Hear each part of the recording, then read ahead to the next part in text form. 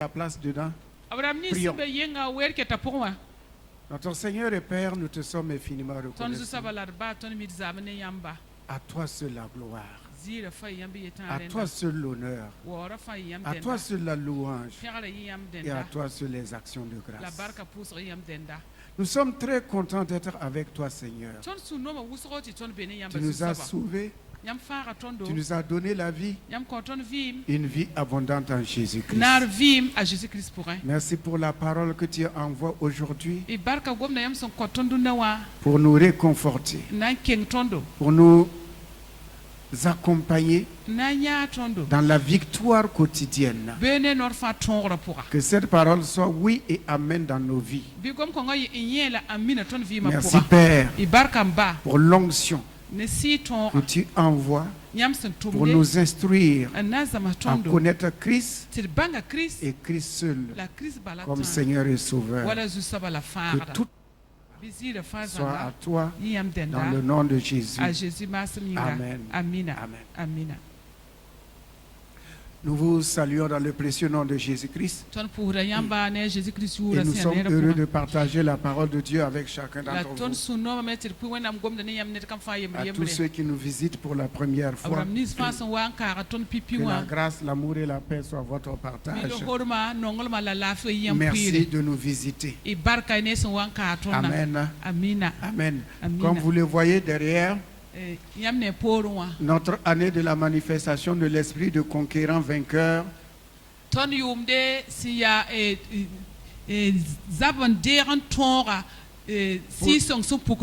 une véritable expansion gracieuse. Lorsqu'on parle de conquérant, nous pensons tous à l'adversaire, nous pensons tous à l'ennemi. Nous regardons plus l'extérieur que l'intérieur. Nous voyons les démons, les esprits mauvais, les païens.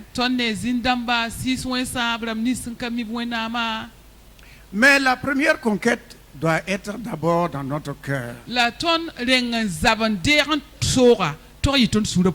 La fuite du péché.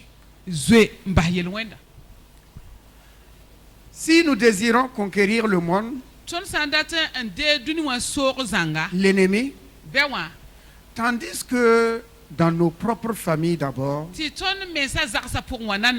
nous n'avons pas encore conquis la haine, la violence, les mauvaises paroles, les mauvaises pensées, les querelles, les disputes, l'infidélité, l'alcool, l'impureté, la fausseté, le manque de pardon, les divisions, les calomnies. C'est ce que nous devons vaincre d'abord, avant de prétendre aller lutter contre l'adversaire qui est dehors. Il nous faut d'abord la vraie paix dans nos cœurs, la vraie paix dans la famille, le vrai amour dans le foyer, la fidélité et la transparence dans la famille, dans le foyer, dans le service et dans tout autre endroit où nous sommes appelés à œuvrer. La victoire vient de la nouvelle création en Jésus-Christ. Mais qu'est-ce qui peut nous donner de vaincre? Parce qu'il faut que la victoire vienne d'abord de notre homme intérieur.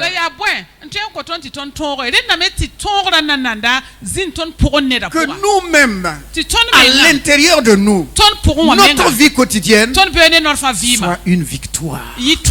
Soit une victoire. Car l'homme ne peut pas donner ce qu'il n'a pas. C'est ce qu'on a au-dedans de nous. Si nous parvenons à vaincre la peur, à vaincre la haine, à vaincre la division, la jalousie, l'infidélité, l'alcool, la drogue, l'impureté, l'adultère. Si nous parvenons à vaincre tout cela, à ce moment-là, nous pouvons prétendre que nous allons remporter la victoire dehors. Mais chaque jour, nous sommes assaillis par des pensées. Les pensées nous dominent. Ce que nous entendons nous domine. Ce que nous voyons nous domine. Et nous amène souvent à fléchir les genoux, à reculer, à confesser le négatif. Il faut que toi et moi, notre victoire vienne d'abord dans notre cœur, dans notre famille, dans notre propre vie. Quiconque n'a pas la victoire sur son cœur, les désirs mauvais, les pensées mauvaises, le manque de pardon, ne peut pas prétendre aller lutter avec un adversaire qui ne voit pas. Nous sommes des conquérants. Mais conquérir d'abord notre cœur, ce qu'il y a dans le cœur, remporter la victoire dans notre famille, dans notre service. Chaque jour, nous devons être ceux-là qui remportent la victoire. Et Dieu nous dit ceci, que la victoire, l'arme que Dieu nous a donnée pour vaincre la victoire, une arme que personne en l'utilisant ne peut échouer. Dieu nous dit que c'est l'amour. C'est l'amour. Parce que tout passe, tout périt, mais l'amour ne périt pas. Là où il y a l'amour, il y a la victoire. La victoire est certaine. La victoire est sûre. La victoire est incontestable. Là où il y a l'amour, puisque l'amour pardonne tout. L'amour ne soupçonne pas le mal. Les pensées mauvaises, les pensées impures sont présentes. Que faire? L'amour de Dieu est venu. Alléluia. L'amour pardonne. L'amour de Dieu pour toi et pour moi est un amour infaillible. Un amour qui ne périt jamais. Un amour qui ne change pas. Un amour qui ne se mute pas. C'est un amour qui est constant. Et cet amour-là, on ne le rencontre nulle part ailleurs que s'il n'est qu'avec Dieu et Dieu seul. Car Dieu ne nous aime pas par rapport aux actes que nous posons. Il a dit qu'il nous a aimés avant la fondation du monde. Il nous a aimés avant que nous ne le connaissions. Lorsque nous étions rebelles, lorsque nous étions remplis de violence, lorsqu'on reniait Dieu, on avait confiance aux idoles. En ce moment-là, que l'amour de Dieu s'est manifesté pour toi et pour moi. L'homme aime là où on l'aime. Mais Dieu, là où on ne l'aime pas, c'est là qu'il a manifesté son amour. Si ce n'est pas Dieu. Là où on ne l'aime pas, là où on le rejette, là où on le renie, c'est là-bas qu'il vient et il manifeste son amour. L'amour peut conquérir tous les cœurs. Car c'est avec l'amour que Dieu a gagné le monde. C'est avec l'amour que les cœurs ont été vaincus. La haine a été vaincue. La jalousie a été vaincue. vaincu. La violence a été vaincue. Les disputes ont été vaincues. Tout ce que l'adversaire avait envoyé pour nous détruire, Dieu l'a détruit par l'amour qu'il a envoyé dans nos cœurs. Et qu'est-ce que Dieu nous dit maintenant? Il dit, aimez-vous les uns les autres.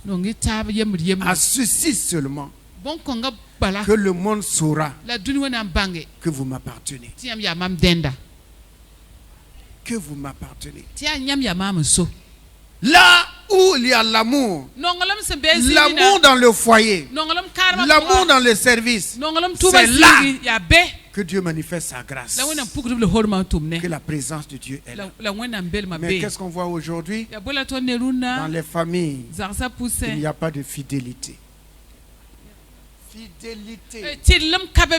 Il n'y a point de fidélité.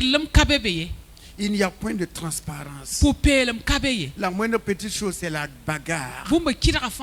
Les enfants entre eux, les parents, la famille. Et là, souvent, on en vient même à vouloir s'entretuer. Comment des personnes qui, dans leur propre famille, ne peuvent pas vaincre, peuvent aller combattre le diable dehors. Commençons à étendre les limites de nos cœurs. Lorsque Dieu a envoyé Israël, il lui disait, je mets devant toi un pays.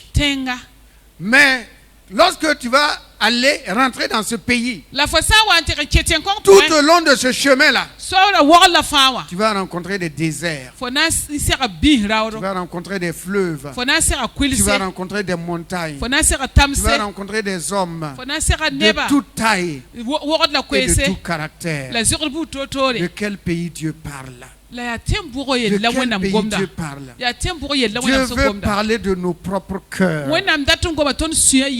Ce cœur-là, en traversant ce monde, ce cœur sera souvent comme le désert. En ce moment, certains disent personne ne m'aime. Vous êtes seul dans la solitude. Vous êtes dans un désert. Vous ne sentez pas l'amour, l'affection, le soutien des autres. En ce moment, Dieu vient et il vous dit encore, mon fils, ma fille, même si personne ne t'aime, moi je suis là pour t'aimer. Il y a des moments où en effet il faut traverser le désert. Dieu dit, le territoire que je vous donne, ça commence du désert jusqu'au grand fleuve. Vous allez traverser des territoires où il y aura des vallées. En effet, dans la vie familiale, dans la vie professionnelle, dans la vie quotidienne, nous rencontrons des vallées. On tombe dans des vallées. On tombe dans des vallées. Et dans les vallées, nous crions au secours. Qui peut me délivrer? Qui peut me sauver? Qui peut venir et me faire sortir de cette situation? Dans les vallées, ce sont des cris. Dans les vallées, ce sont des temps de découragement. Dans les vallées, ce sont les temps où on n'a pas à manger. Dans les vallées, c'est le temps où on n'est pas compris, on est incompris. Ceux qui sont autour de nous ne comprennent pas. Ils ne nous écoutent plus. On est dans la vallée. Mais Dieu nous dit, c'est un territoire que tu dois traverser aussi. Si tu traverses ce territoire-là, aie bon courage mon frère, aie bon courage ma soeur. Celui qui est avec toi, il va te faire sortir encore dans son amour au nom de Jésus-Christ. Si c'est un désert aussi que tu traverses, la solitude, tu sens que tu es seul.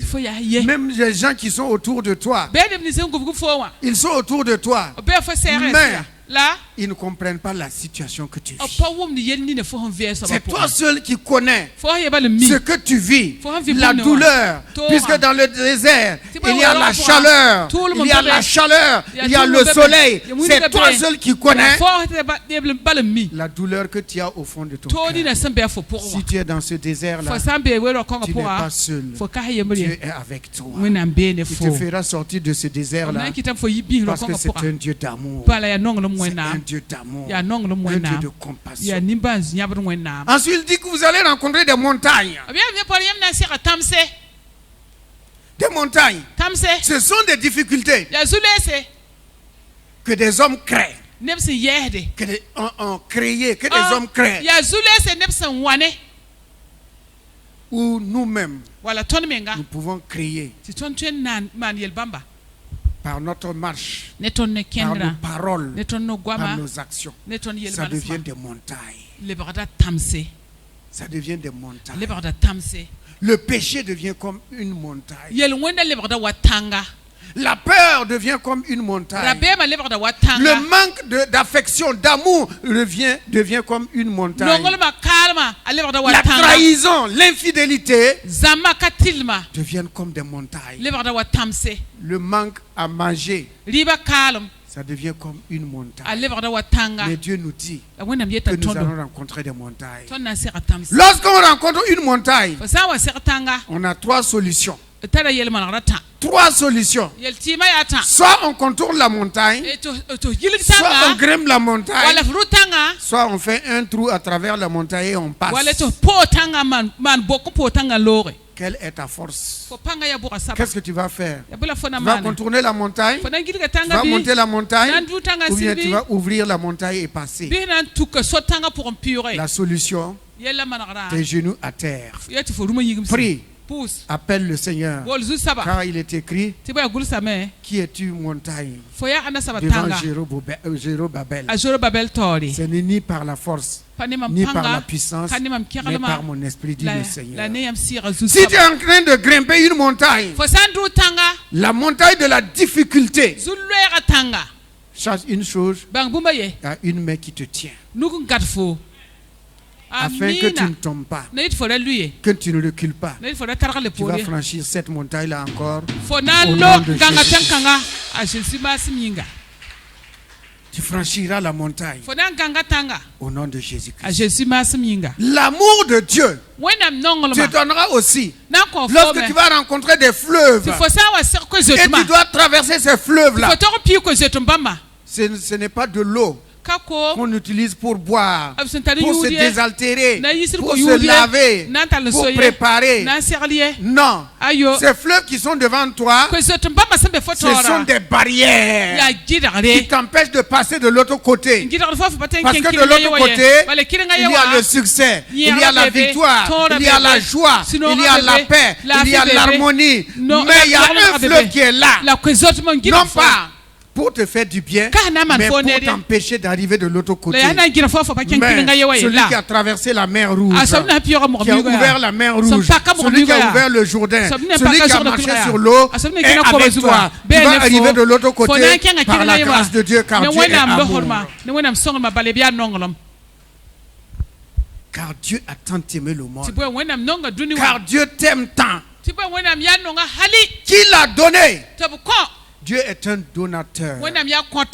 Il aime donner. Dieu aime donner. Voilà pourquoi il nous dit: demandez et je vous donnerai. Demandez-moi et je vous donnerai. Il n'a pas dit demander à quelqu'un d'autre. Il n'a pas donné l'adresse de quelqu'un d'autre. Et Jésus lui-même, il nous dit ceci: tout ce que vous demanderez à mon Père, mon Père le fera pour vous. Dieu donne. Dieu a tant aimé le monde. Voilà pourquoi, frères et sœurs, l'amour triomphera toujours. Là où il y a la haine, votre amour triomphera toujours. Là où il y a le feu, on a pris le feu devant vous, votre amour va éteindre ce feu-là. Si on a placé devant vous la malédiction, les mauvais sorts, les hôtels sataniques, sachez une chose, l'amour que vous avez vaincra toujours ces choses-là. L'amour triomphe toujours. L'amour ne faillit jamais. Dans le livre de 1 Jean, 1 Jean au chapitre 3, 1 Jean 3, il est écrit au verset 1. Voyez quel amour le Père nous témoigne pour que nous soyons appelés enfants de Dieu. Et nous le sommes. Si le monde ne nous connaît pas, c'est qu'il ne l'a pas connu. Que Dieu bénisse sa sainte et divine parole. La parole de Dieu nous interpelle, à toi et à moi ce matin, d'ouvrir les yeux et de voir, de constater, de remarquer le degré d'amour dont Dieu a pour chacun d'entre nous. Alléluia. De l'enfance jusqu'ici. De regarder. De constater l'amour dont Dieu nous a témoigné. Qu'est-ce qu'on a donné à Dieu pour mériter cela? Qu'est-ce qu'on a donné à Dieu pour mériter sa protection, pour mériter la guérison, pour mériter la bénédiction, pour mériter la maison où tu dors, le moyen de locomotion que tu as, le travail que tu fais? Qu'est-ce que tu as fait pour mériter cela? Ici encore, c'est la faveur de Dieu, c'est l'amour de Dieu. Voilà pourquoi l'apôtre Paul nous dit ce qu'il a vécu. Il dit, par la grâce de Dieu, je suis ce que je suis. Si on enlevait la grâce, il ne sera pas ce qu'il est. En effet, si Dieu enlève sa grâce, toi et moi, il y a d'autres qui seraient morts depuis longtemps. Morts depuis longtemps. À cause de quoi? Du péché. À cause de la violence des hommes. Mais Dieu est Dieu. Sa grâce s'est manifestée. Il nous a dirigés. Il nous a gardés. Il nous a conduits jusqu'ici. Et ce n'est pas fini, hein? On va continuer encore à faire du chemin avec lui. Alléluia. Voilà pourquoi chacun d'entre nous, nous devons toujours rendre grâce à Dieu pour ce que tu as, pour ce que tu es, pour ce que tu possèdes.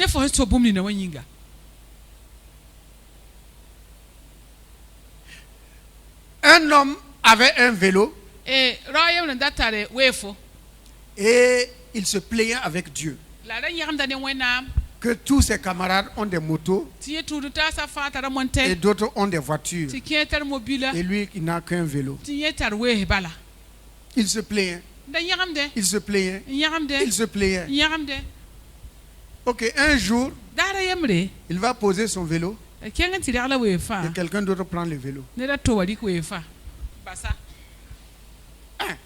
Puisque tu te plains que tu ne veux pas le vélo, Dieu a permis que quelqu'un d'autre qui voulait un vélo vienne prendre son vélo. Mais malheureusement, on appelle ça aussi vol. Le voilà maintenant à pied. Et maintenant, à chaque fois quand il marche, il dit à Dieu, si tu pouvais me donner mon vélo, permets que je trouve mon vélo, je serais content.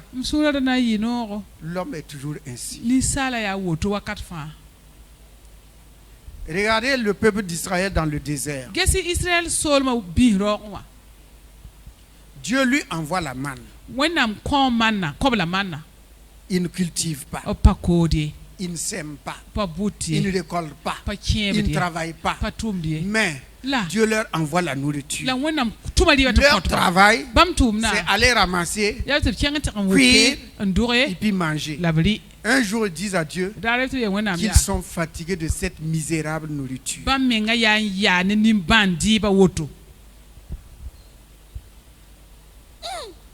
Un don de Dieu. Faut pas tout mon parmi. Tu n'as pas travaillé pour avoir. Tu n'as pas dépensé ton argent pour acheter. C'est Dieu qui donne gratuitement. Que tu manges et que tu te rassasies. Et on nous a décrit comment était la manne. Ça avait un bon goût, une bonne nourriture avec toutes les vitamines. Et ils s'arrêtent un jour, ils disent à Dieu, nous sommes fatigués de cette misérable nourriture.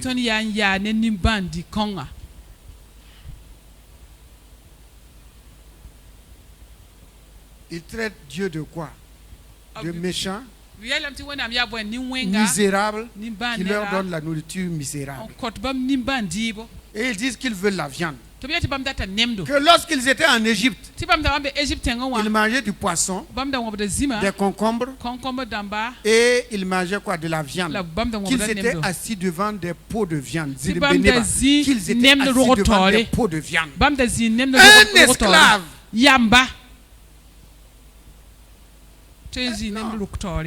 Si nous regardons, nous aussi souvent nous murmurons. Hein? Nous murmurons. Si Seigneur, ma moto là, elle est vieille. Il y a quelqu'un qui, si un jour un voleur prend ça là, tu vas savoir.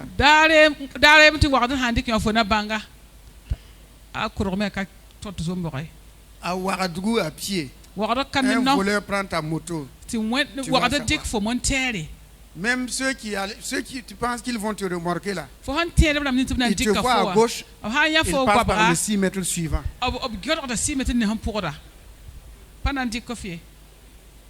Ah oui. Même les couvertures. Si on prend ta couverture, parce que tu te plains, tu sauras qu'une couverture est bonne. Une couverture est bonne. Vous avez remarqué quelque chose? Les gens déménagent toujours la nuit et le jour. C'est pas ça? Et la plupart disent qu'ils déménagent la nuit à cause des voleurs. Ils ne veulent pas que les voleurs voient leurs affaires. Voilà pourquoi ils déménagent la nuit. Et quelqu'un leur a répondu. Il a posé la question, pourquoi les gens ne déménagent pas le jour? Et quelqu'un lui a répondu, est-ce que ton matelas là peut sortir le jour?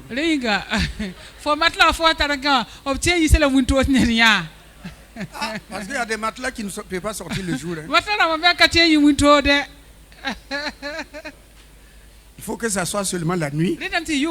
Parce que l'état du matelas là, ça ne peut pas voyager le jour.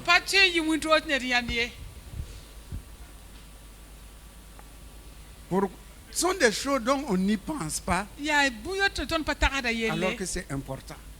Mais même si tu es sur ce vieux matelas là, hey, faut rendre grâce à Dieu. Parce que si tu te couches avec la natte là, tes côtes vont te faire mal. Dieu dit simplement rendez grâce pour toutes choses. Pour toutes choses. Pour toutes choses. Donc Dieu dit, voyez de quel amour. Ouvrez les yeux et regardez. De quel amour, moi Dieu, je vous ai aimé. Moi Dieu, je vous ai aimé. Et en retour, est-ce que vous m'aimez? Est-ce que vous acceptez et épousez ma parole, acceptez ma parole? Dieu ne veut jamais la perdition de quiconque que ce soit. Jamais. Donc la conquête là, pour être conquérant, vainqueur, premièrement, il faut que notre cœur, nous puissions vaincre ce qu'il y a dans le cœur. Ce qui nous amène à ouvrir la parole de Dieu dans le livre de Jérémie. Jérémie 17, verset 9. Jérémie 17, verset 9. 9 à 10, il est écrit: le cœur est tortueux par-dessus tout, et il est méchant. Qui peut le connaître? Moi, l'Éternel, j'éprouve le cœur, je sonde les reins, pour rendre à chacun selon ses voies, selon le fruit de ses œuvres. Que Dieu bénisse sa sainte et divine parole. Il dit: le cœur est tortueux et pervers par-dessus tout. Le cœur de l'homme, c'est comme une caverne. Il est profond, profond, profond. Et il y a des choses qu'on cache dans le cœur, qui n'est pas vu des hommes, mais que Dieu voit. Dans Genèse 6, on ne va pas lire, vous connaissez, il est écrit que le cœur, que les hommes étaient de jour en jour, ils étaient méchants, mauvais. Et leur cœur se tournait chaque jour uniquement vers le mal. Quand on y pense, le cœur de l'homme qui est méchant envers son prochain, envers son semblable, dans la même famille, dans le même service, dans le même quartier, même tribu, même ethnie, le cœur de l'homme est méchant, dit la parole. Ça cache beaucoup de choses. Cache beaucoup de choses.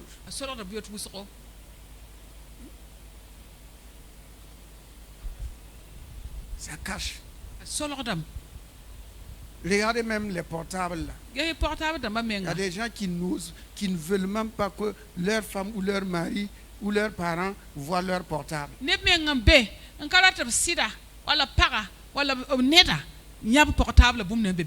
On raconte l'histoire d'un homme qui se lavait et son téléphone a sonné. Et il dit à sa femme de ne pas prendre. Il est sorti tout nu. Il a glissé. Le savant a fait qu'il a glissé. Mais il a continué à quatre pattes pour aller récupérer le téléphone là. Il dit à sa femme de ne pas toucher. Ah, qu'est-ce qu'il y a là-bas? Un tel homme qui refuse qu'on touche à son portable. Donc tout, son cœur doit être une caverne de Ali Baba.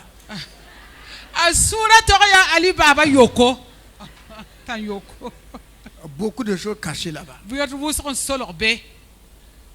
Marié sous le régime de bien commun. Donc le portable doit être un bien commun. Donc portable mais quand il s'agit de ça, il y a des hommes qui disent que portable c'est personnel. Et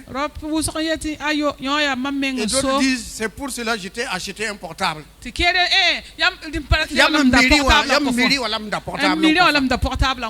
gardes ton portable, je garde mon portable. Donc si c'était une moto, tu vas refuser à ta femme de prendre ta moto. Même si tu lui achètes une moto, et un jour elle veut sortir avec ta moto, tu vas dire non, parce que je t'ai acheté une moto, donc tu ne prends pas ma moto. Dieu dit le cœur de l'homme, personne ne le connaît si ce n'est que moi. Alors, conquérant vainqueur. Il faut d'abord conquérir ton propre cœur. Quand la colère commence à venir, la colère commence à monter, il faut le vaincre. Il faut la vaincre. Sinon, toi-même, tu es vaincu par la colère. Hein? Tu es vaincu par la colère. Ok. Continuons dans le livre de Jacques. Jacques chapitre 3. Versets 4 et 6. 4 jusqu'à 6. Voici. Même les navires qui sont si grands et que poussent des vents impétueux sont dirigés par un très petit gouvernail au gré du pilote. De même, la langue est un petit membre. Et elle se vend de beaucoup, elle se vend de grandes choses. Comme un petit feu peut embraser une grande forêt. La langue aussi est un feu. C'est le monde de l'iniquité. La langue est placée parmi nos membres, souillant tout le corps et enflammant le cours de la vie, le cours de la famille. Étant elle-même inflammée par la GN. Que Dieu bénisse sa sainte et divine parole. Dieu dit la langue là. L'homme a pu dompter tout. Le lion, l'hyène, tout. L'homme a pu vaincre. Mais sa langue là. Sa langue. Que tout ce qui lui il a peur dans l'homme là. C'est sa langue là, sa bouche là. C'est sa bouche là. L'hyène même a peur même de la langue de la langue. On dit que c'est un petit membre.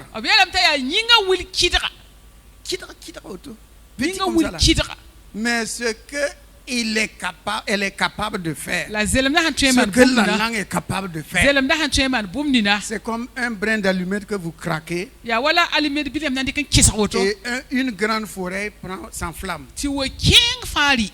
La langue là. Ça détruit, hein? Détruit des familles, détruit des relations, détruit l'amour, détruit le travail, détruit la famille, détruit le foyer, détruit même son propre corps. Puisqu'il y a des gens qui se maudissent eux-mêmes en utilisant leur propre langue, en disant je ne suis rien, je ne vaux rien, je suis vieille, je ne peux pas me marier, je n'aurai pas de mari, je n'aurai pas ceci, je n'aurai pas cela, je vais mourir jeune. Comment quelqu'un peut prendre sa langue et se maudire?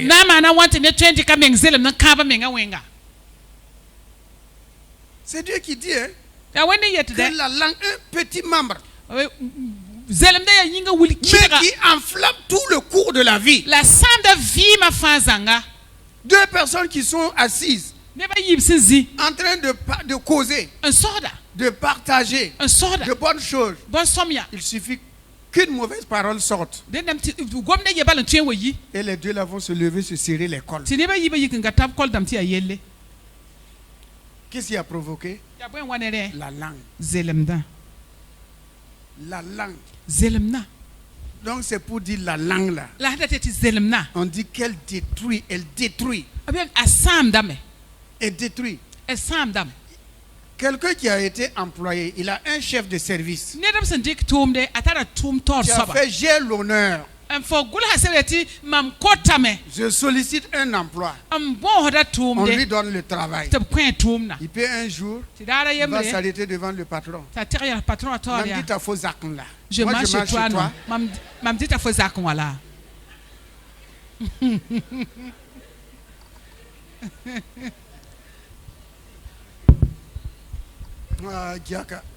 Non, pourquoi? La colère. Hein? Les camarades vont dire, fais pardon, hey, tais-toi. Non, non, non. Je m'en fous. Moi, je dis la vérité. Je dis ce que je pense. On le renvoie. Qui l'a renvoyé? Sa langue. C'est sa langue qui l'a renvoyé. Il y a des femmes aussi qui se mettent en colère contre leur mari. Si c'est comme ça, je pars. Je ramasse mes affaires. Hey, s'il te plaît, faut pas partir. On attend les affaires, on sort, on ramène dedans.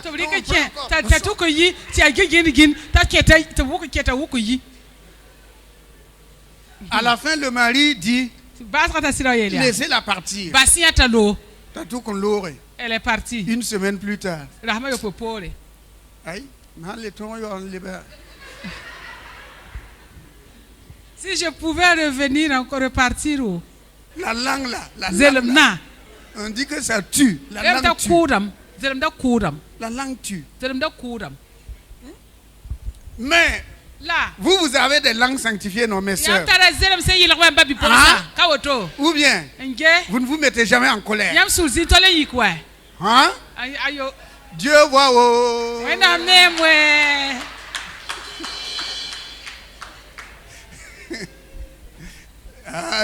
Vous ne vous mettez jamais en colère. Ok, c'est bien. C'est très bien. Mes encouragements, mes félicitations. Vous êtes des vraies filles de Sarah. Qui appelait son mari mon Seigneur. La qui put up sira you pele. Hey, Boniface. Boniface, hey. Hein? Boniface. Bref, la langue. Heureusement, Dieu est Dieu. Si Dieu allait tenir compte de nos paroles, on fait des promesses aujourd'hui. Demain, on a oublié. On dit ceci aujourd'hui. On a oublié. Mais Dieu est un Dieu lent à la, riche en compatie. Heureusement. Donc, mes amis, frères et sœurs, la victoire là doit être d'abord vaincre le cœur, les états du cœur et la langue. Avant de dire qu'on va aller à chasser des démons. Chasser des démons, c'est pas s'arrêter et dire au nom de Jésus sors là. Tu lui dis de sortir, il dit je ne sors pas. Et puis il y a des gens qui se mettent à dialoguer avec le diable. Les démons plutôt. Quand est-ce qu'il est rentré là-bas? Je suis rentré quand il était petit. Et c'est moi qui l'ai épousé, c'est ma femme. Est-ce qu'on discute? Et Ève a discuté avec le diable. Ève a discuté avec le diable. La femme est forte.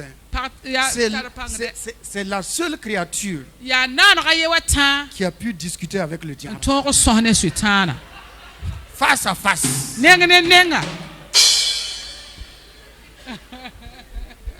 Adam n'a pas osé, le mari Adam là. Adam n'a même pas osé discuter avec le diable. C'est la femme. C'est pas calé pour discuter avec le diable. Elle sait la ceinture. Elle a taille et puis elle est partie discuter avec le diable. Mes amis, une personne qui a discuté avec le diable, est-ce que toi tu vas discuter avec lui?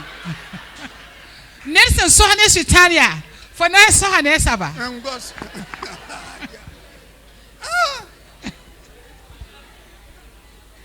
La langue. Que Dieu nous aide. Qu'on avançons un peu. Et puis, voilà pourquoi, dans le livre de Matthieu 5, Matthieu chapitre 9,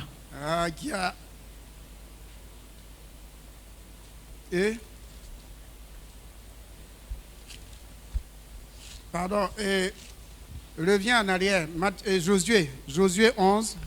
Josué Voilà. Josué 11, verset 16 à 17.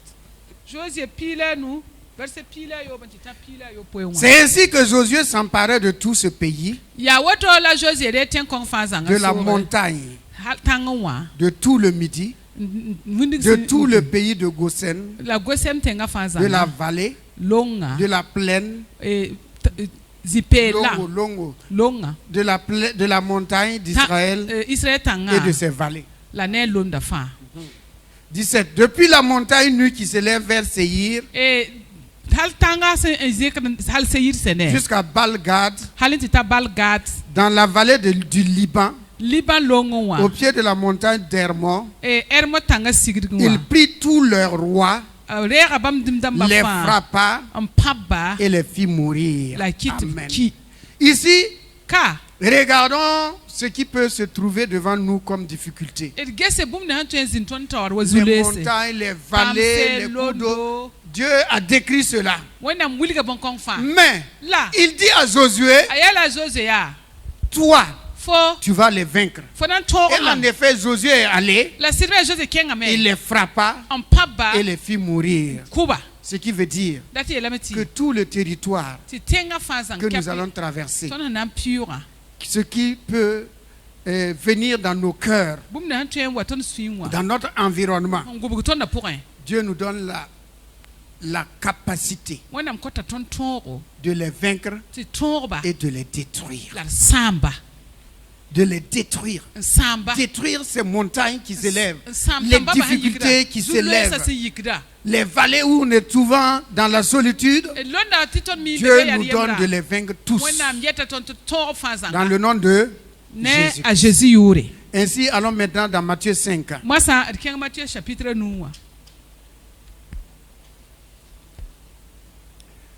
C'est un peu long, mais vous connaissez quand même le passage. Vous avez appris qu'il a été dit: tu aimeras ton prochain et tu haïras ton ennemi. Mais moi, je vous dis, aimez vos ennemis. Alors, si on s'arrête ici même, pour vaincre ses ennemis, voilà.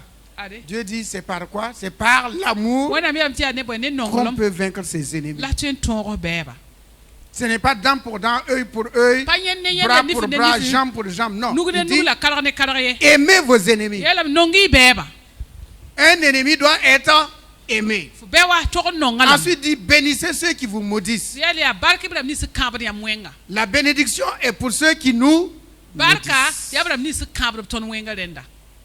Hein? Si ce n'est pas Dieu, bénir celui qui me maudit, aimer mon ennemi, ça c'est la loi de Dieu. C'est la loi de Dieu. Faites du bien à ceux qui vous haïssent. Faire du bien à quelqu'un qui te hait. Tu payes un sac de riz, tu vas lui donner. Et tu sais qui te hait. Qui se faut. C'est être né de nouveau. Sinon, s'il n'a pas à manger, comment ça? On va être content. On va dire à la femme là, si tu veux les oignons, les tomates, les oignons et les tomates et la viande là, il faut mettre beaucoup le feu là pour que ça résonne fort. Voilà. Pour qu'il puisse entendre. Il saura, tu t'en dis ta main. Dieu dit non. Il faut lui faire du bien. Il faut lui faire du bien. Il faut avoir un bon cœur. Hein? Sinon, c'est pas possible. Priez pour ceux qui vous maltraitent et qui vous persécutent. Priez pour eux. C'est-à-dire, priez pour eux. Pendant qu'ils me maltraitent, ils me haient. On va dire au nom de Jésus, que le feu descende dans sa maison. Que le feu brûle dans sa maison. Dieu dit jamais. Dieu dit jamais. Dis jamais. Priez pour eux, afin que vous soyez les fils de votre Père qui est dans les cieux. Car il fait lever son soleil sur les méchants et sur les bons. Le soleil sur les méchants et sur les bons. Maintenant la pluie sur les justes et les injustes. Dieu nous donne l'exemple de ce que lui-même il fait. De ce que lui-même il fait, il nous dit, faites ainsi. Si vous aimez ceux qui vous aiment, quelle récompense méritez-vous? Les publicains aussi n'agissent-ils pas de même? Bien-aimés dans le Seigneur, notre victoire pour conquérir le monde, l'adversaire, l'ennemi, commence dans notre propre vie d'abord. Notre propre vie. Il y a des gens qui ne peuvent même pas vaincre la cigarette. Il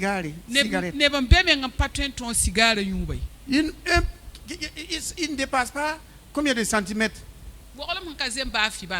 Mais il y a des gens qui ne peuvent pas le vaincre. La cigarette, le tabac. Bon, n'en parlons pas de l'alcool. Là. Il y a des gens qui ne peuvent pas le vaincre. Ils sont champions. L'alcool les a vaincus. Et ils vont vous dire que si je ne bois pas, j'ai des maux de tête. Et puis je ne vois pas clair. Et il faut lunettes. L'alcool est devenu tes lunettes. Que s'il ne boit pas, il tremble. Bon, c'est vrai, hein? Bon, on est passé par là. Hein. Là au moins je sais que c'est vrai parce que si je ne buvais pas, je ne pouvais pas travailler. Bon. Là au moins c'est vrai. Mais la victoire est en Jésus-Christ. Qui nous a donné de vaincre. Alléluia. Il nous a dit, j'ai vaincu le monde. Pour qui? Pour toi et pour moi. À cause de vous et pour vous, j'ai vaincu le monde. Afin qu'à votre tour, vous puissiez remporter la victoire. La victoire. Donc, la victoire là, ce n'est pas seulement chanter j'ai la victoire en Jésus-Christ, j'ai la victoire. Et l'alcool dit je t'ai vaincu.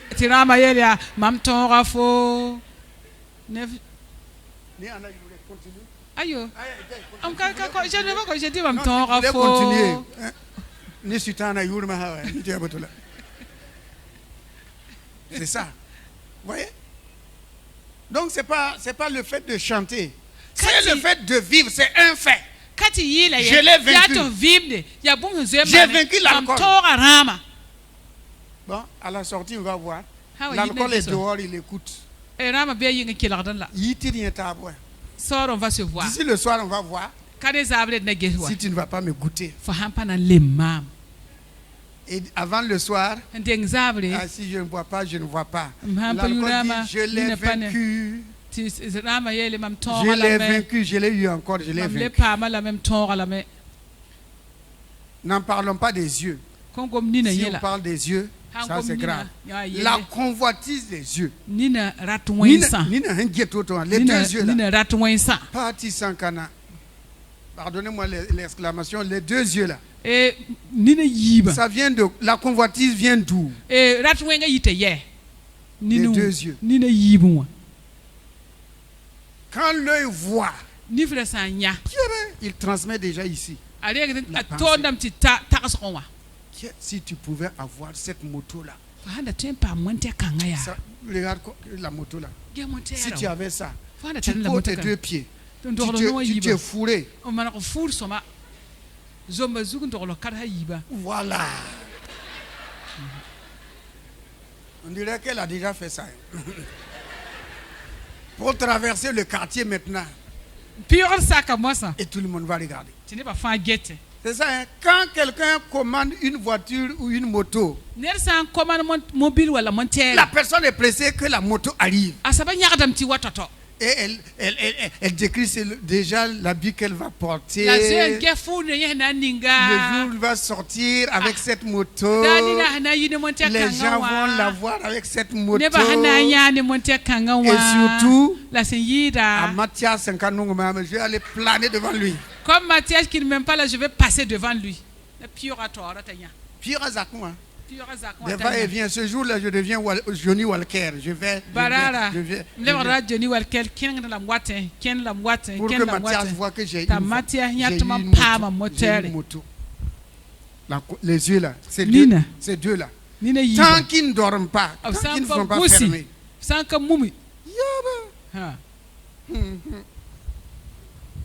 Un habit. Quand on regarde le modèle là.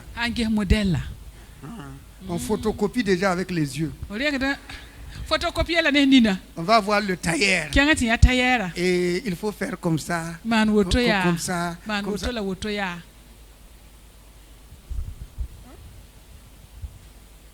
Et là, c'est le fort des femmes là. On est modèle sans. L'homme, aïe, nous on prend. Angata.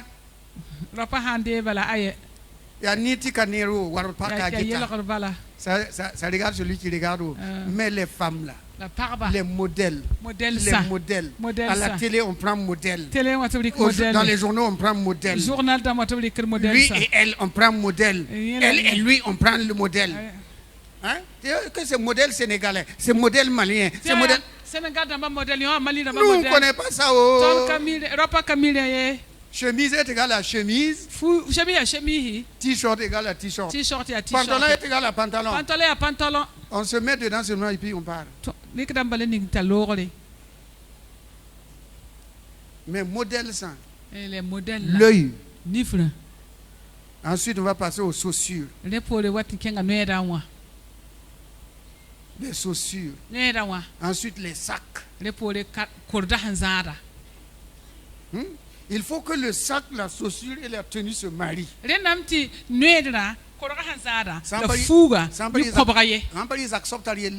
Sinon, le chef de famille a problème. Je n'ai même pas un sac pour sortir. Mais on voit qu'il y a au moins une dizaine de sacs. Et puis on dit que je n'ai pas de sac pour sortir. Mansour, sac est égal à sac. Ah, que c'est pas comme ça. Chaque tenue a son sac. Et chaque sac a sa chaussure. Et chaque chaussure a son foulard. C'est ça la femme.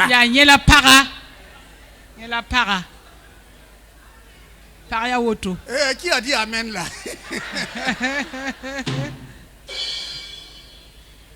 Alléluia. C'est pour dire, bien aimé, la victoire commence dans notre propre cœur d'abord. Dans la famille, dans notre famille, là, la victoire commence là-bas avant d'aller dehors. Pas aller vouloir aller faire bagarre dehors, vaincre dehors, alors que dedans, là, tu n'arrives même pas à vaincre. Hein? Tu n'arrives même pas à vaincre. Mensonge. 5 000 francs, on te demande 1 000 francs, tu alors qu'il y a 5 000 francs dans la poche. Je n'ai même pas 5 francs dans ma poche. Et ils vont ajouter, Wallahi, je n'ai même pas Bawakiri. Alors qu'il y a 5 000 francs. Ta femme est là. Tu vas aller manger porc au four. Tu pars à Zi. La victoire, c'est là d'abord. Et vaincre la langue. Vaincre la langue. Et tout cela, l'amour, c'est l'arme que Dieu nous a donnée. Avec l'amour, on peut tout vaincre. On va baisser la tête et nous allons rendre grâce à Dieu. Je rends grâce à Dieu car la victoire de Christ est ma victoire. Je puis tout par Christ qui me fortifie.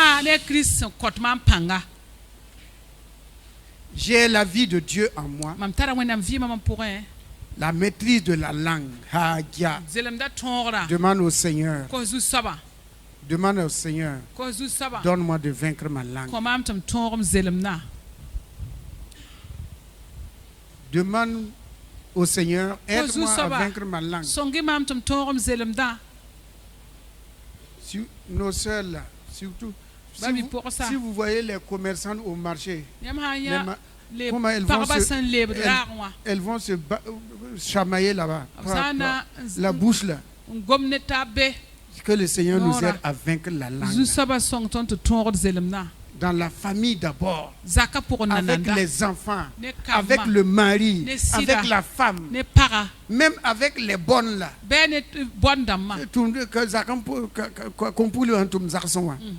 Tout ça là, la langue détruit. Et détruit même notre propre corps. Si tu as utilisé ta langue pour te maudire toi-même, renie cela. Efface cela avec le sang de Jésus. On ne peut pas avoir du travail ici. On ne va pas se marier. On est vieille fille. Aïe. Les jeunes même n'ont pas de foyer aux nous autres. Ah, bon, toi tu es nous autres. Toi tu es nous autres. Que mon mari ne pourra jamais changer. Personne ne peut le changer. Et Dieu alors, Dieu ne peut pas le changer. Ce sont des confessions négatives. La victoire est pour toi. Pour tes enfants. Si tu as eu à prononcer de mauvaises paroles sur tes enfants ce matin, annule-le. Annule-le. Ah, quand tu vas accoucher, tu sauras. Ou bien quand tu seras marié, tu sauras. Elle va savoir quoi? Hein? C'est une malédiction. C'est une malédiction. Là où je suis là, mon commerce ne marche pas parce que ce n'est pas une bonne place. Comment? Ce n'est pas la place qui vend. C'est le Seigneur qui attire les clients. Et on aime dire ma maladie là. Ma maladie là. Ce n'est pas ta maladie. La maladie n'est pas un compagnon, une compagne du moins. Ah non. Que c'est ça qui va me... Cette maladie va me tuer. Jamais. Pourquoi tu dis cela? Hein? Pourquoi tu dis cela? Ma mère est morte de cette maladie. Mais ce n'est pas toi. Hein? Toutes ces mauvaises paroles-là. Il n'y aura jamais de paix dans cette famille. Dans cette maison, il n'y aura jamais de paix. Pourquoi tu vas maudire ta famille, ta maison? Non. Quelqu'un a dit, je ne mourrai pas, je vivrai, je raconterai les merveilles de l'Éternel. Que le pauvre dise, je suis riche. Que le frère dise, je suis fort. Vaincre sa bouche, sa langue. Surtout en famille, la famille. Dans le service aussi. Avec les voisins, les voisines.